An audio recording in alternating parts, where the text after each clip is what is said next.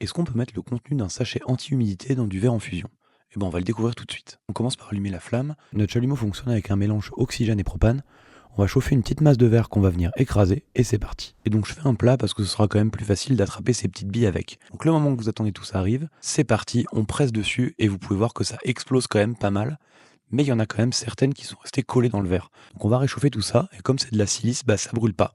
Et on voit qu'il y a quand même un sacré dépôt qui est resté. Donc à force de chauffer et d'écraser, la silice va finir par rentrer à l'intérieur du verre transparent. Et on vient sceller le tout avec un autre morceau de verre transparent. Et ouais, ma voix est toujours aussi pourrie.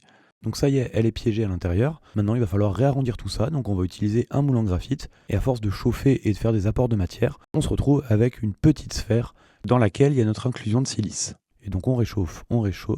Et je vais enfin pouvoir vous montrer ce qui se passe à l'intérieur. Donc là, le but, c'est pas de faire un décor, c'est juste de voir si ça tient et voir le rendu final, si ça peut être intéressant. Donc ensuite, je décroche, je viens réchauffer l'arrière pour enlever la trace de la baguette, et je mets ça au four toute la nuit pour que ça redescende tranquillement en température. Et là, on est le lendemain, et on peut enfin découvrir le résultat final. Donc ça tient super bien, il y a assez peu de bulles, l'inclusion est vraiment propre, et donc je suis sûr qu'on va réussir à trouver un truc cool à faire avec. L'idée, ce serait peut-être plutôt de la broyer en poudre, mais clairement, il y aura un épisode 2, et on va trouver comment faire des galaxies avec. J'espère que ça vous aura plu, je vous souhaite une bonne fin de week-end, et à la prochaine. Salut!